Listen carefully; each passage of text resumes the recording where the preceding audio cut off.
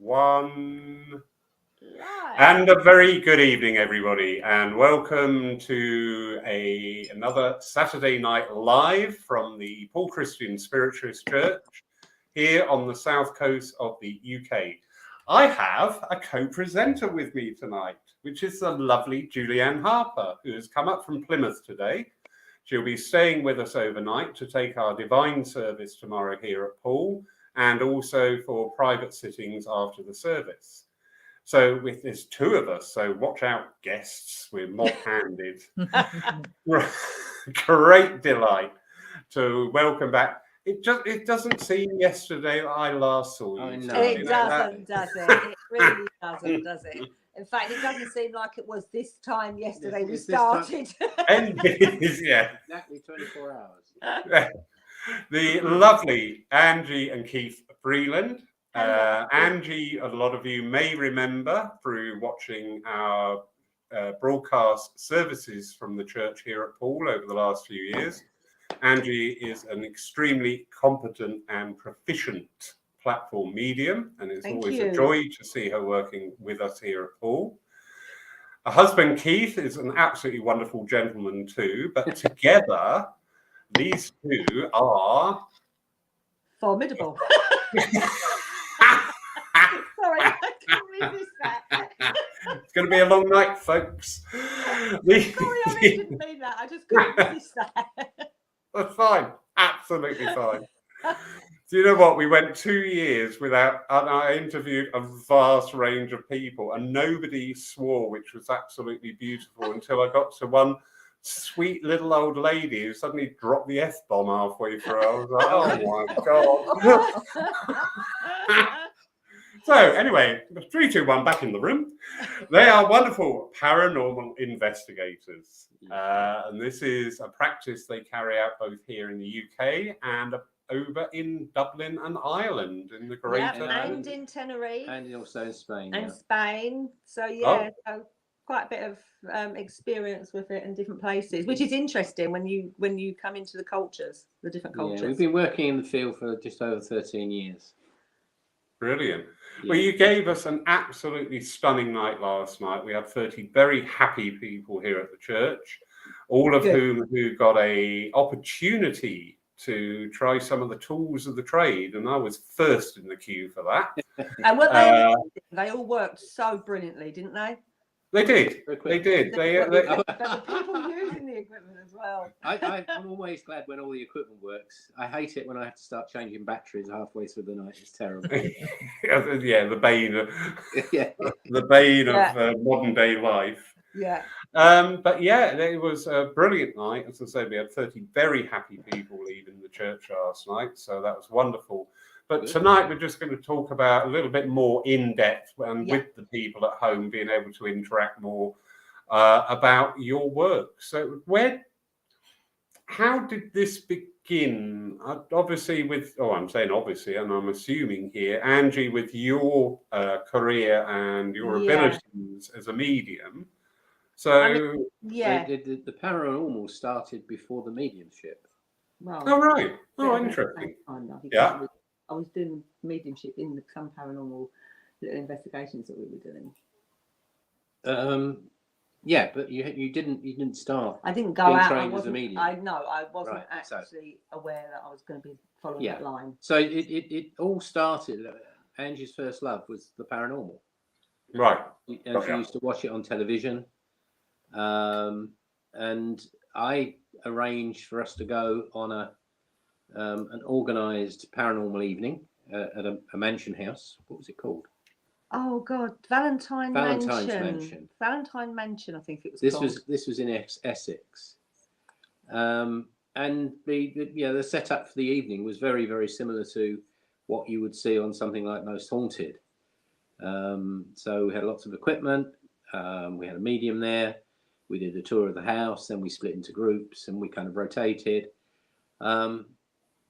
And I remember in one session, I can't remember which room we were in, but we're in this room. The medium's there, and the medium is getting what the medium gets. But Angie was getting more. Interesting. And this is the first time I observed her operating as a medium, if you like, because it never, she'd never done this before. And it was then I said, I think you should do something about, you've obviously got a gift, you need to do something about it. And we discovered we lived in the next town to Tony Stockwell, which was kind of weird. And then what happened was I started my circle. we started in the circle in his psychic studio, and the rest is really history. It just went on from there. But the first love was in the paranormal. A few years later, I decided, my first degree is in applied physics, and I decided I needed to. We've lost Laurie, him. are you still with us? Hello, Laurie. what happened there? Oh dear. So it happens before. Hang on. Hello. Oh, there is Right. something afoot tonight, isn't there? There is. There is. Do you know We what? didn't touch anything. I can't blame him this time. We didn't touch anything. This is very interesting because last night and tonight we're getting plagued by electronics. I think somebody is having a little having a bit of a game, word. and it's not funny. Anyway, So yes, So the rest, as I say, is history, isn't it? The rest is history. I took a diploma in parapsychology, and my tutor was Dr. Kieran O'Keefe, who starred in Most Haunted, and he's actually a lecturer in Oxford in psychology, and a doctor in parapsychology. But one of the things I would want, if somebody, once did say to me, what is it, about kind of, yes, obviously as a medium, I'm doing readings, I do readings, I teach mediumship and I do all of that. But what is it about the paranormal for me? And I have got this real passion and this love for the paranormal. And the reason being, it's like I want to hear their story. I want to hear their story. I want to know, not with judgment or anything else. I want to know what their life was like. And so you can go into very different areas, into different, if you like, castles, homes, whatever, but always with the utmost respect, to work with spirit, to find out what's going on and hear their story so they can still be heard in this world today.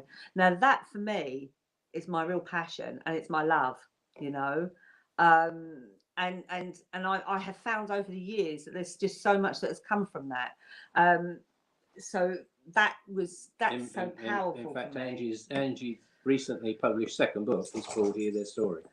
And that's where it came from. The very first time we worked in Ireland, conducting live paranormal experiences for members of the public. We called it Hear Their Story. And that for me is just so important. And I think, when you're giving readings and stuff like that, you're giving that story anyway, because you're communicating with a loved one in the spirit world for someone that's come to you for reading. So there's going to be a lot of memories, there's going to be a lot of love there, there's going to be whatever there needs to be within that reading. But sometimes, so say for instance you're working in a jail or somewhere like that, they may not have had that opportunity for their loved ones to hear their story. Yeah. But somebody needs to hear it. Somebody needs to hear it, if that makes sense, without judgment. Indeed. And that's what I love. You said a very key phrase there, with respect. Absolutely. That's what I absolutely love. Always. Hand on heart, prior to meeting both you and Keith and seeing your works, and then with Minister Kim Mulcullen last week with the Franks box, my only brush with it had been, and you said this last night, Keith, and that was very interesting. You see the 1 hour long show, which has been condensed into 45 minutes, and it's all the ooh, ah, and props and things. So, To be clear, forgive me, I'm just a bit. Yeah.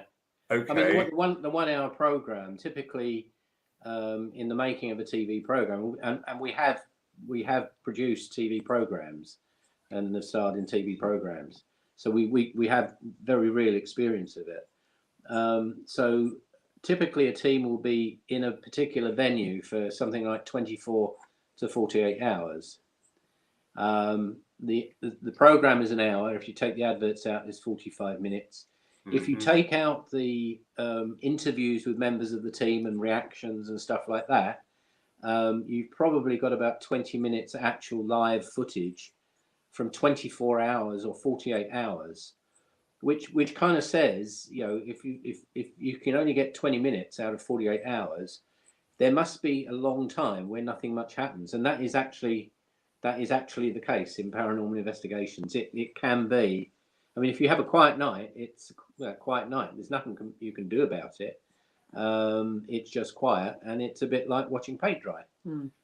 It's actually not a very good subject to put on TV. So you have to pack it with stuff like people screaming and doing all sorts of stuff. Well, we don't do that. Like, we've never. No, we've never done that. We've never done that because we just don't feel that's we always right. play it seriously. I can't imagine Keith screaming. No. I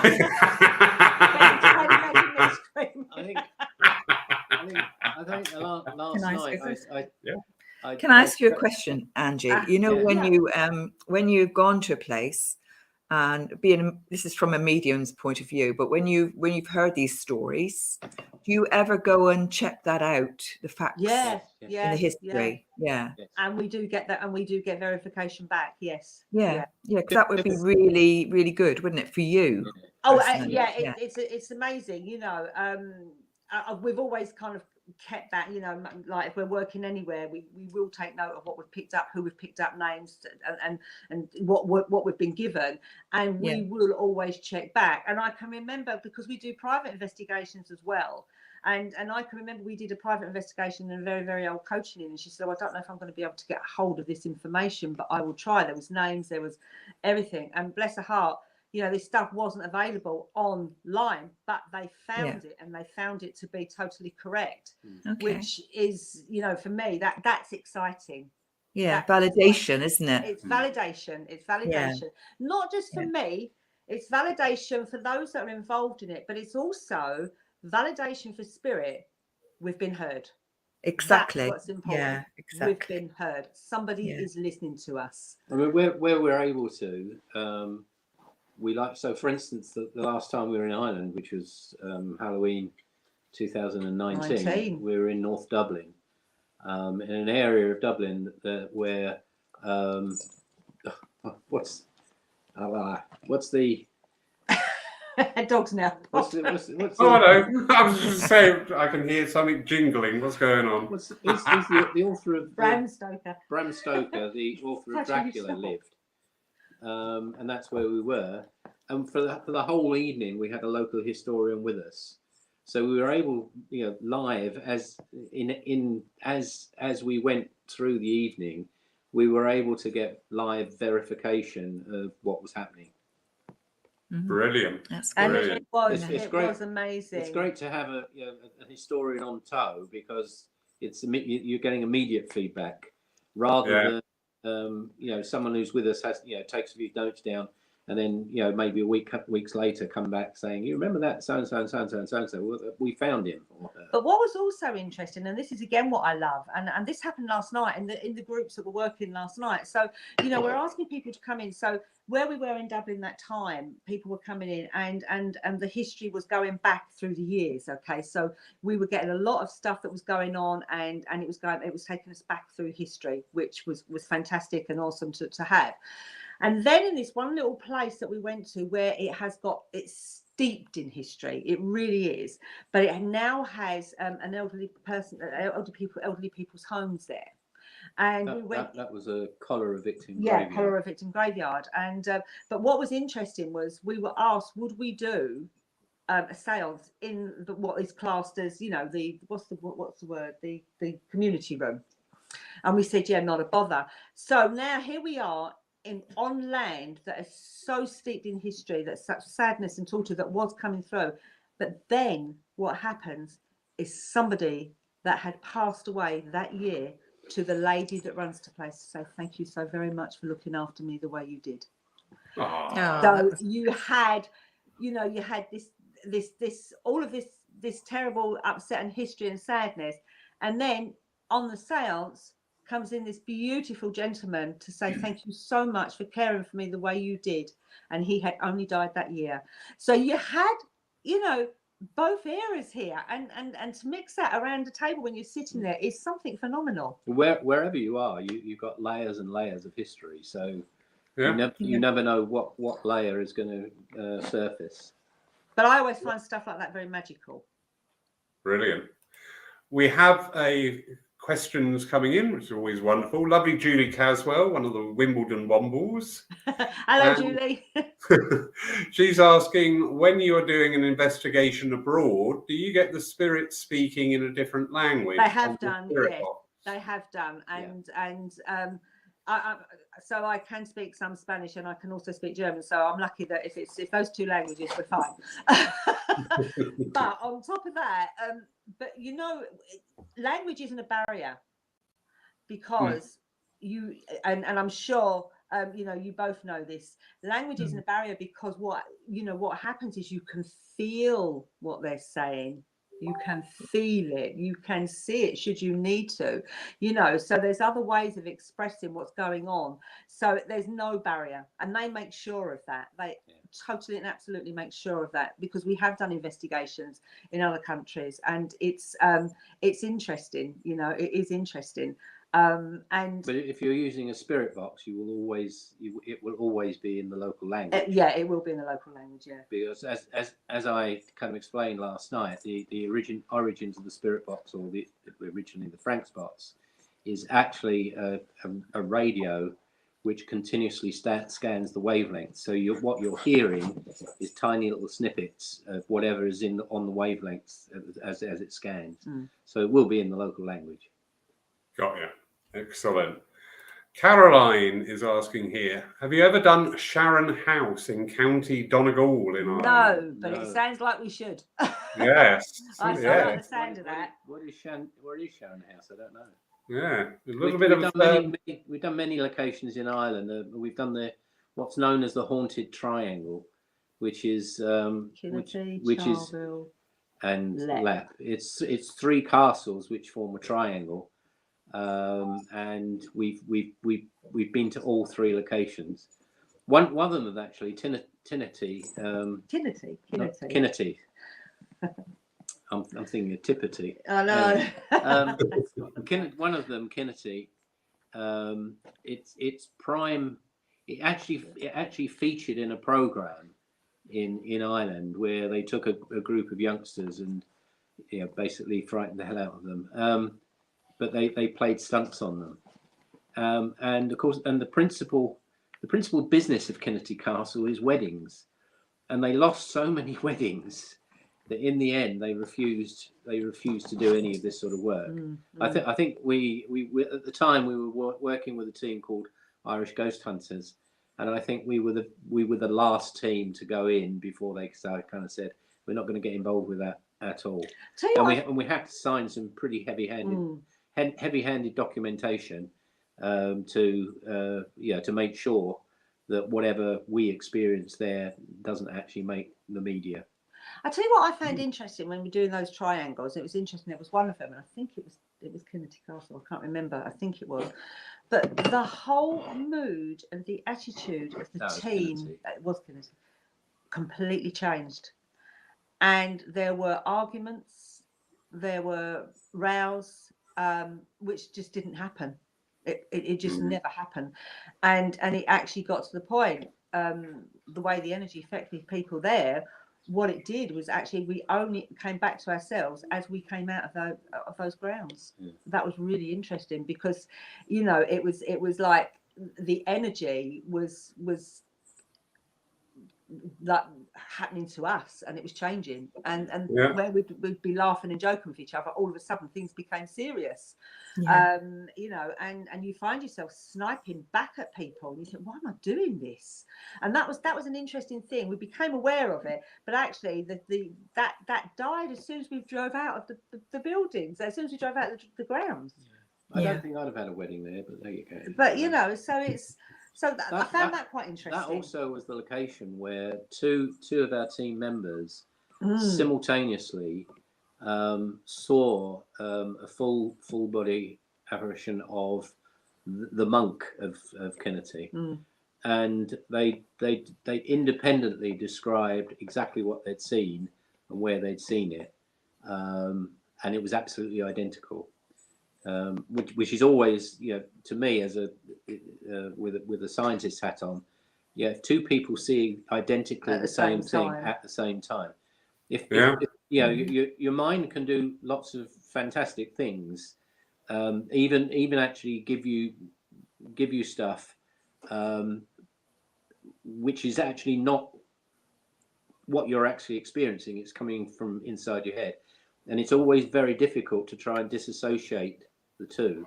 So when one person said, I saw a light up at the corner of the room, that's fine, that's their experience.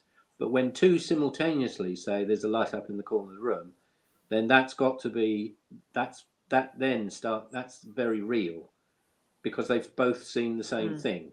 Yeah. Which kind of says it's nothing to do with what's going on inside their head, because they've both seen exactly the same thing. Yeah. So I'm always on the lookout for that. I've got a little story to tell you about that. Go on. Sorry, I've just wanted to say, they tell you a are little two people story. that I would trust, and I would, you know, because they've been on many investigations with us, and you know, they were very grounded, very down to earth. So when they both come running up together and they were just full of what they had just seen, you just knew that they had experienced that. You know, you knew that it was the truth. So I had no doubt whatsoever. You know. Yeah. Well, I was in Lanzarote with my friend who doesn't understand anything about spiritualism at all, and she'd run a mile basically. And go on holiday with a medium. Don't go on holiday with a medium. So we were in this apartment, in the room, and you know, we both had gone out and had a few drinks, come back, and we were waking in the night, and by just awakened for some reason. And she sat up and I sat up, and there was a stream of people walking through the room. Wow. And she said to me, "Can you see that?" And I said, "Yes." She said, "Are they going to hurt us?" I said, No. All right then. Oh, bless, that's gorgeous. And she just put the sheet on her eyes like this. She said, "Tell me when they've gone." Yeah. But they literally just walked across the room. That's what they did. They must have been there before the apartment buildings were, were built, sort of thing. Yeah. Because so often I've experienced that on holiday as well. But that was an 1830 holiday, and it was quite commonplace. But anyway, too much spirit to see spirit. You mean? Just a few years ago, then, Laurie. Just a couple of years ago. Just a couple. Moving on swiftly. Dr. Cal Cooper, good evening, sir. And he's asking, when you say investigations, is this just a visit to a property, talking to people there? Or are these investigations in the true sense, as in written up for peer review? Okay. So no, a lot. Okay, so the answer is both, really. So we have done investigations where we've documented it. For peer review, but also we've done massive amount of work with the public who are there for one night and then off they go, and we would rarely document that. So both we've done. So I mean, we're quite happy to do peer review. We haven't got a problem with that whatsoever, providing wherever we're investigating is okay with that. I mean, you have to have permissions as well. So, all of that's what's important also. So if we get the permission, we are more than happy for that to happen. It's not an issue. Because sometimes people love to hear you know, if they're not, that what they're experiencing is not their imagination, it's something else that's going on, and they do want that written up, they do want that logged up for other people to hear, because it almost says to them, look, I'm not going off my trolley. Somebody else here has experienced this, you know. And so that's actually quite important to some people, and we are happy to do that, but always with permission, you know. We've basically engaged in both aspects of an investigation, and a lot of what we've done with like members of the public, the experiences that we've run, to call it an investigation is probably scientifically is the wrong word to use, but that's what they called.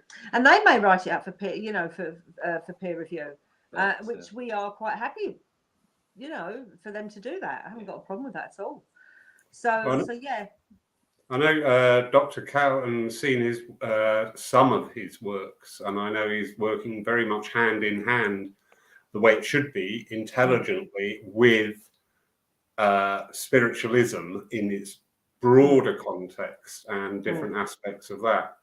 So very interesting. So if it went up for a peer review, is there any linkage at this time with any department in universities or anything? No, not now. As I mean, we've been doing this for about 13 years. In recent years, obviously the pandemic has intervened. There's been like 2 years when we've done nothing. But Angie's been concentrating very much more on her mediumship, her writing, and also studies. So that has taken a bit of a backseat, but it's still something. You know, if we're always excited if someone is experiencing something in their home, and they asked us to come and help, and that's something we'll always do. And we always do that. We do go to private homes. And very often they're the most interesting. And can I just also say here, because I know that this is a thing that people have about this. If we are asked to go along to people's homes because they're having paranormal activity, we are more than happy to do that. And I just want it out there, people to know, we do not charge. We don't charge a penny for it. So you know, this is important here to say. That's this, good. The last thing I want people to think is, oh yeah, we're going to go along and we're going to charge you X amount of money. The only charge we ever say, if it's going to be an all-nighter, is keep the tea flowing and make sure you've got some sandwiches. End on. That is it. Fair enough. That's just basic hospitality. Keep us going. But you know, if somebody did contact us and say, I want you to do an investigation and I want this written up for peer review, we would do that. It's not an issue. You know, we would happily do it. So we've worked with there's a particular medium who is an honorary doctor, Dr. Donna Harris. Who's worked in the field for many years. I'm not quite sure she's still active, but all her work has been documented, and we did a lot of work with her. Did some work with her, yeah. So, yeah. Have you noticed there's been a steep rise in because of my position here at the church? You'll quite often get contacted with people having disturbances within their home. But I have noticed since COVID that the number of these has risen significantly. Have you noticed that? It hasn't fallen wise to me at the moment, Laurie, to be honest. I haven't actually kind of noticed that. I think because we do get some photographs and people saying, look, I'm having this in my home, and it just becomes normal and part of the course. I have to say, I don't feel as though it's been excessively different at the moment. You know, but I'm not saying that there isn't a rise there. I'm just saying, you know, have you noticed that there's been a steep rise in people getting more paranormal activity since COVID? I haven't really. Not It's usually the teenagers that are causing it. All right. Sorry, our dog was barking outside. And didn't want her to annoy the neighbours. So yeah, we haven't noticed a difference. No, we haven't noticed a difference. Not really. Julianne's just confirmed she has the same, but she's not noticed a rise either. So no. Yeah. I get quite a lot of phone calls about it. People say that they've got something or noise or somebody.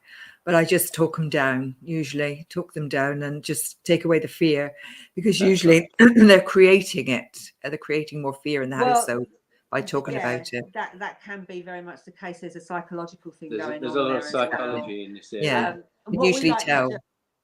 Both Angie and I are qualified in fields of psychology. So I'm a coach, an accredited coach using neuro-linguistic programming, and Angie is you're an accredited psychotherapist. So, but I mean, what we like to do, so if somebody comes to us and says, look, I'd really like you to come around, we're going through this experience, I do want to go around and experience that for myself, what I'm getting, without being told, by the way. I don't ask for the information.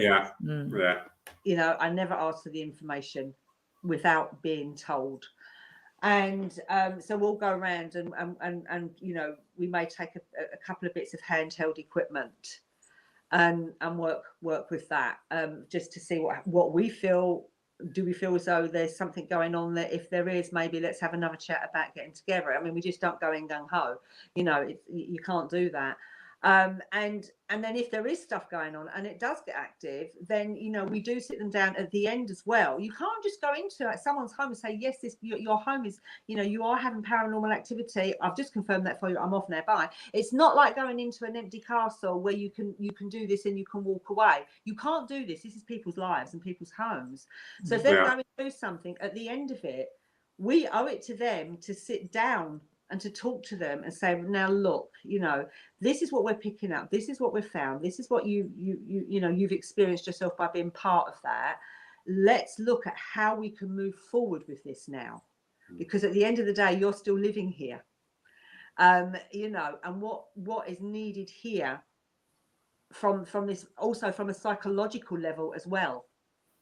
So, and I think that is something, for me personally, I feel as though that's missing a lot of the time. And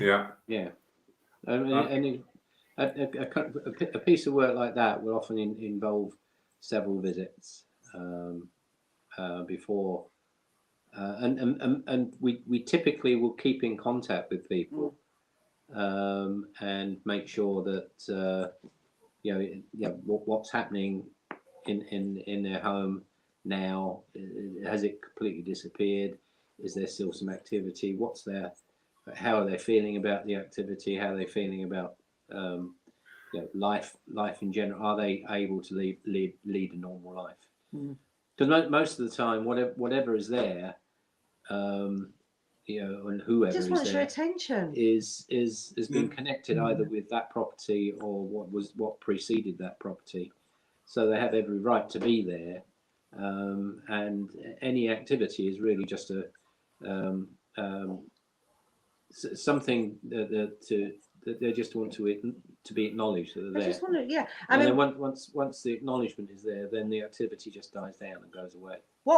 So for instance, we've got a 250-year-old cottage that we live in, and then people have been here before us, and we do respect that. When we moved in and we started it did need a lot doing to it, and we started to work with that. We noticed that there was activity going on, which I kind of knew that would happen, you know. So I was prepared for that. But what I did, instead of, kind of like just ignoring it, what I actually did is I put I've got a little table and I put it in the corner and I put flowers on it. I said, and I sat with spirit and said, these are for you. You know, we are trying to keep this as sympathetic to the era as we possibly can, and I know that you are concerned, and I'm hearing that, you know. So these flowers are for you, you know, and I hope that, you know, you understand that we're doing the best that we can. And you know what? The activity dropped right down. Now, I'm not saying it didn't happen, because there was sometimes you think, all right, enough now. I quite like that, because it's showing the spirit that spirit have, if you get what I mean, you know. I made them like that place, and I would just take flowers there and I would put them there, and I would talk and say, look, these are for you. I know that this must be fearful. Somebody else has come in, and we're not trying to push you out. And I think that's the big thing, you know, we're not trying to push you out. That is wonderful to hear, because one of my main tenets is that we approach these things with intelligence. Yes. And, you know, we've got to have an analytical mind. We've got to have that receptive mind also. but deal with it, both feet on the ground, and Yes. deal with it with intelligence. My first experience with the Franks box the other week, there was a name that came out 3 times of a name that I am familiar with. Now, the odds on that probably quite slim. It's very difficult because you're getting this constant stream of sound. And when you're describing it, it sounds like it's just that name being said. It's not. It's within this constant stream of sound. But there was an intelligence at work between the things being asked and the responses that just came out. I know the mind is always looking for a pattern. It's like 11:11, isn't it, on the clock? Yeah. Everybody notices that because it's a pattern. You forget 13:07 or 14:22 because there's no pattern. Yeah. But I just thought, no, there is something here that worked with intelligence with honesty and openness. I love what you said about you never charge.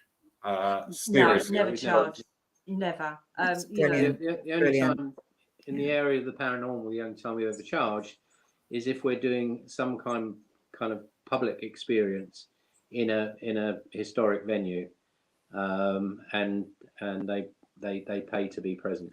But when it's affecting people's lives and they're not quite sure how to work with that, then as far as I'm concerned, you don't go in there with money signs in front of your eyes. You go in there with the intention of that you're going to help where you can, and you know what? That's what we're given the abilities to do. That's why we're given these abilities, is to be able to do this so that we can help. And if that is abused, then there is a real problem. Now, what I would like to say here, I'd also like to suggest there are some people that we don't do it, but there are some people out there that do charge petrol money because they have to. Yeah, that's because fair. they have to. So, for some people, there may be that charge of petrol, because they have to. We don't personally do that. But mind you, having said that, if you were to say the price of petrol goes up much further, then maybe. But if you was to say there's a property over in America that we'd really like you to fly over and see, I might charge you for travel here. Can I come along as support? Me too. Yes, there were 2 of us. There we go. You would have loved then the last serious side of it. We've been given these abilities to use them, hopefully in the right way, and that is helping. I think that's so that's a mediumistic and a psychic's perspective, but also from a parapsychologist's perspective, because you can go in there and you can help. You can keep grounded. You can bring it all together. Well, we bring. I mean, you've got your mediumistic skills. I've got the science. We've both got psychology. So, between the 2 of us, we can actually. There's very few situations that we can't help. Mind you, I have to say, you want to hear the conversation sometimes when he's got his science head on. I've got my mediumistic head on, and it's like, no, hang on a minute. So there's some interesting conversations. Yes. Anyway, back to the comment. This is an interesting one from Hope Walters. Good evening, Hope. Can a negative energy be brought into a home through being attached to someone visiting? Okay, so that's lots of answers. Let me talk about this one. This is something that worries an incredible amount of people, and it's something that really can concern people to a level where things start getting quite negative around them, and that's going on a psychological effect here. So now for me, my experience when working with the spirit world, and I've been doing this for many years. This particular question works in a different direction as well. It's also people worried that if they go into a certain environment, something will attach it to themselves, and they take it home, as opposed to so it works in 2 different directions. So let me just so what I was going to say was that for my experience of working with the spirit world, in order for something to attach itself to you and to go home, is going to take an incredible amount of energy that your body would not be able to sustain constantly. Yeah. Okay, so your body would not be able to give that amount of energy. What can happen is, unfortunately, if there is a fear or a belief based around, and I have actually heard of this happening, somebody has gone to somebody standing in, say for instance, it could be, talking hypothetically, we could be in a haunted location, somebody's gone for a paranormal investigation, and the medium or whoever comes up and goes, oh my love, you've got something attached to you now, you really need to be careful with that. Oh, wicked. Now, immediately there's been a seed put there. Oh my God. Yeah. Wicked. Now that person may never have thought about that before, but here we are, 3 o'clock in the morning. It's been an exciting night. Somebody's just turned around and said, after what they've just witnessed in an investigation, oh my love, you've got something negative attached to you. You need to get that sorted out. That can take someone into a whole heap of problems. Their whole attitude, psychological problems energy, there. Exactly, psychological, and it takes them down. To in the end, what happens is they actually start to create a negative energy around them themselves without even realizing it, and then everything goes wrong. If you wake up every morning and think, right, today's going to be crap, and you keep doing that, guess what? Your days are going to be crap. But also, if somebody comes through your door, and it might be somebody, it could be somebody coming in to read your meter, and you think, oh, I don't like his energy. Oh, Jesus, what's he brought in? I never like energy. To think like that, and the whole energy of that place has completely changed within that split thought, and again, so so people bringing stuff in, they might bring a low energy in of what they're feeling, their vibration and whatever's going on. They might not be the nicest of people, but it doesn't mean to say there's something attached to them that they've brought into your home.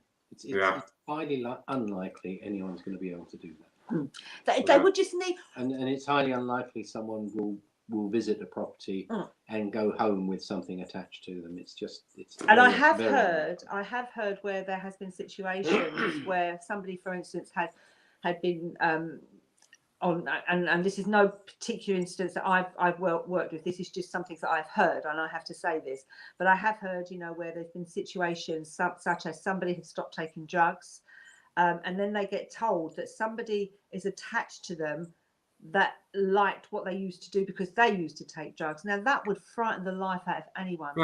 Yeah, of course it would. You've only got to have that going through on a psychological level when you're at a vulnerable stage. And what the hell can your mind do to you? So there's all of this as well. It is a bit of a minefield. We're one step away there from you've got a hole in your aura. You just think, really? Yeah. Anyway, moving on. Yeah. It's a bit of a minefield. In terms of the paranormal, there are. Thanks to multiple programs both in the US and worldwide, there's a plethora of people forming teams and going into homes, and they really don't have the experience or knowledge to be able to deal with that, and they do some damage. We've had to pick up the pieces from teams who've hysteria, isn't it? They damage one person in the family. Left a family in a worse place than when they arrived. And we've had to work with the family afterwards. And it's been tough, and I feel for them. My heart goes out to them. That they've got to deal with this afterwards. Yeah. The last time I was asked to visit a house, this happens quite a lot. That where people are experiencing whatever activity within their home, there is usually that basic tenet of it's a reflection of their own mediumistic abilities. But this house that I've been called into, they were gone through a few other avenues of people to help them. One was wrestling in their wardrobe with an imp who only charged them £200. Oh my God. And worse, the other one told them quite clearly that there was a malevolent force that wanted their 6-month-old baby. Oh my God. She can't do anything about it, but she's got a friend in London who for £2,000 will come down and clear it. And I just stood there thinking, Really? Yeah, okay. money making. Con artists. But what a thing to a mother and a father of a young, How awful is that? people. How It's wicked. frightening is that? How frightening Exactly. is The damage done there was horrific. that? Yeah. We've got Tim Abbott. Good evening, Tim. Hello, How are you, Mr. sir? Abbott. He's- Of course. Well, he's down with us in September All right. for a weekend with the lovely Jeanette. So we are looking forward to actually meeting in real life. So Tim's asking here, he said he's lucky enough to witness with 12 of his students full materialization. Have you ever witnessed full materialization? And if so, can you share the story with us? Yeah, we have, haven't we? You certainly witnessed a change in me, a full materialization for me. Oh, right. Okay. Yeah, so you've actually, that was very Now off-putting for me, now I understand the question. yeah. Have I witnessed it in full? Have I witnessed it in full? I've certainly witnessed it in some incredible materializations. And there's one that stands out with this this fantastic lady that all of a sudden was there this one day, and it was in a circle, and I did not expect it to happen. I didn't expect it to happen because I don't know why. I'm not sure quite why, but I felt I needed to look up. I felt I was being drawn up, and I just saw this vision in front of me, and it was full. It was full. But what was interesting, it was full, but it was also intelligent. It wasn't something that, you could see where it's kind of repeating, the cycle. It wasn't anything like that. And there was that face to face. And for that moment, I just felt so, oh my God, have I just experienced that? Have I just experienced that? It's been phenomenal. I have also witnessed where, quite interestingly, and this was quite, I wouldn't say it's a full materialization, but I was called up on platform with Tony Stockwell this one day, and he held my hands, and all of a sudden he asked me to just say the name of somebody that I wanted to come through from the spirit world. And as I'm looking at him, he was changing into my father. The whole face, everything was my father was there, and that was phenomenal. But I wasn't the only one experiencing it. Other people around me were seeing that as well. So there was that. So the instance where I witnessed you was in a place called Ross Castle, in Southern Ireland. We were working with a team who, what are they called now? Paranormal forensics. Paranormal forensics. And Ross Castle, I can't remember the name of the character. There's a kind of a legendary character who had been in Ross Castle, and we were in the room that he stayed in, and he reputedly could slice a man in two lengthwise using a two-handed sword. That was his reputation anyway. And I saw Angie's face change into a male face. I mean, I don't know. I hadn't. We weren't able to see any pictures of this individual, but I witnessed her face change into a bearded male face. But also there was a psychic artist there, and what you Yes. saw, she had drawn, Yeah. and it was identical, Yeah. So and there was no talk going on. Apparently, there was no talk going on about, oh look, can you see? And there was something significant. I think I remember you telling me afterwards about the face and stuff like that. But he said it was very off-putting when he sees his wife with a beard. But in that particular session, I mean, we had the thermal imaging camera with us, and I picked up some really interesting hotspots that you had no natural explanation.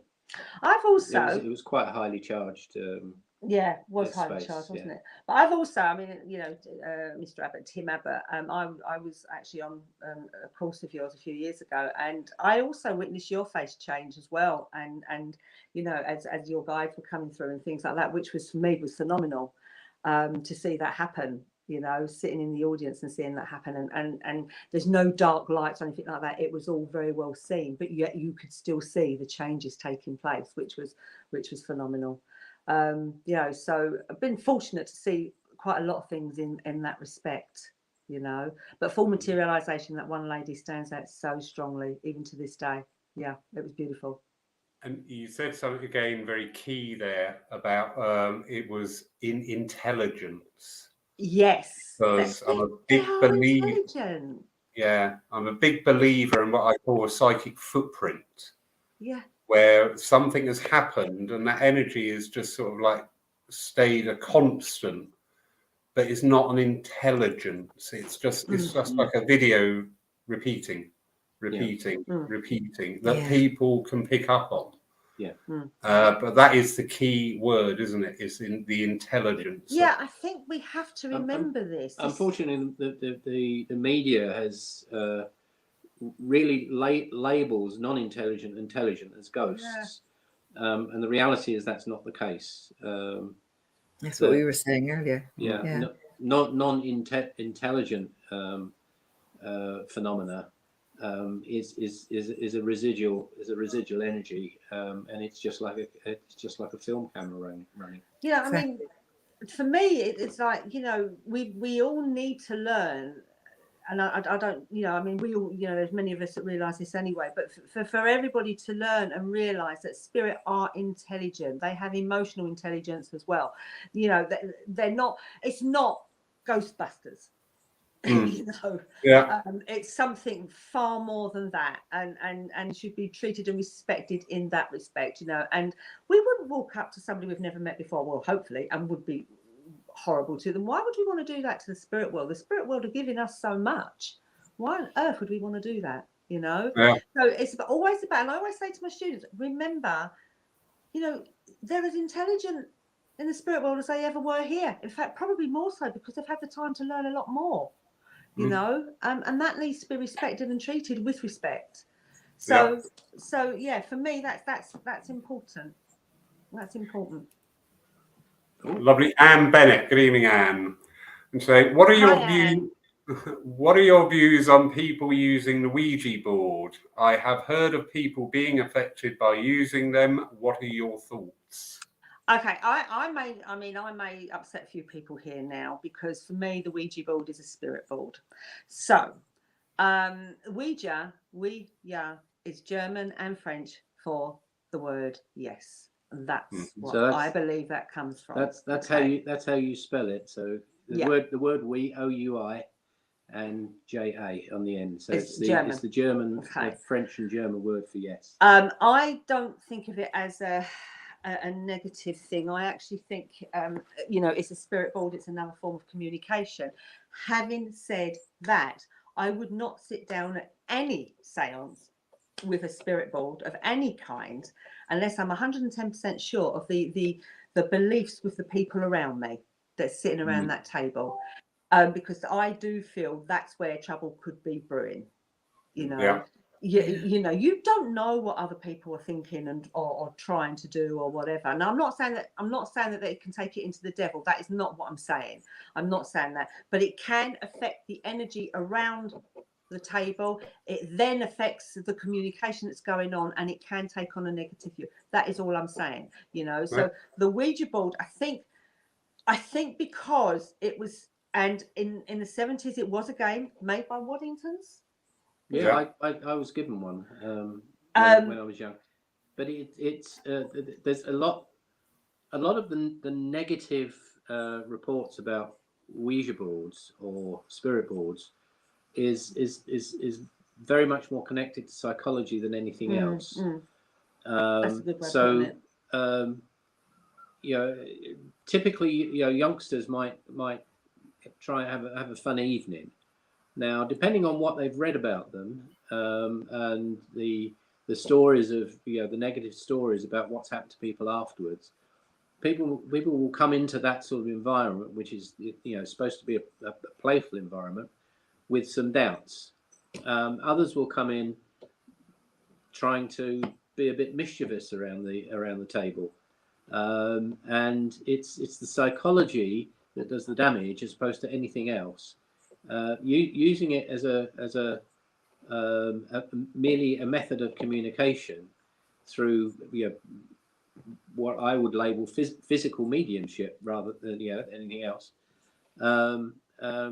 is it's a completely different ball game. I think it's the legends, the stories, the mythology, if you like, around Ouija boards that does the damage. And I think it is the legends, it is the story. We didn't know enough back when it was brought out as a game, and I think there was too much that we didn't know enough about the spirit world, and there was these beliefs about ghosts and being harmful, and I think this all got portrayed onto this, and as a result. But it's like I've said to you, I just personally feel safer. If I'm going to sit around a spirit board, I want to know the beliefs of the people that I'm sitting with. But I think, wouldn't we want to do that in any circle? I mean, we're making sure that the people that we're going to be working with are going to treat not only spirit, but ourselves the way we would like to be treated.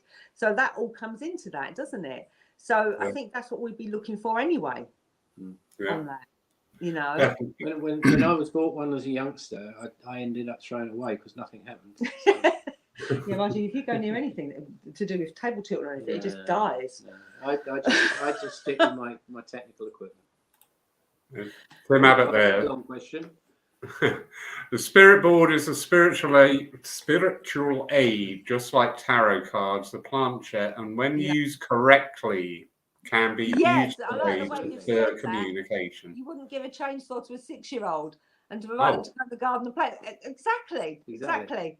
I better change that Christmas present I've just bought somebody then. I like the way that's been put. Yeah, no, exactly. And took the words out of my mouth, Tim. I was going to say, it is a tool used correctly. And I think, you've got to make sure that the people around the table, including yourself, including ourselves, are educated on this. What it's not a board game. And it's not a toy. Yeah. Indeed. Yeah. Indeed. So, we are coming towards the end of a beautiful evening. It's flown by, absolutely flown by. I just need to bring this up very quickly. For you, Keith, for your benefit, you saw the lovely Angie with a beard. Well, you got off lightly because this dear lady woke up and saw her partner turned into her mum's face. So there you go. You got off lightly with a beard, Keith. Okay. I'm not saying anything. No, I think we need to leave that. Yeah, that's we'll not comment on that. No, we won't. But thank you. But I do hope it all made sense to people tonight, and I hope people got a lot out of that. It did. A lot of people are asking. And before we go, always contact us with. I mean, Angie's on Facebook as Angie Freeland Psychic Medium, but our paranormal side is called Paranormal Troubleshooters International. We're on Facebook. We're contactable. Happy to talk to anybody about any subject to do with it. Wonderful. Before we go, you've got some news to share, haven't you? Yeah, I qualified this week for a diploma in criminology, and I'm now going into the forensic science, and I want to incorporate it with working in psychic detective cases. So I'm over the moon. I was saying to someone today, I must be crazy because I qualified on the Wednesday, and on the Thursday I signed up for the forensic science course. So it was like 24 hours. Yeah, wait, that's wonderful. Right, what's next? So yes. So I've got a diploma in criminology this week. So I want to use that the best way that I can. I think the booking was fueled by the offer of quite a decent discount from the college. No, it wasn't for me, love. It might have been for you, but it weren't for me. You thought, act now while it's going to save you a bit of money.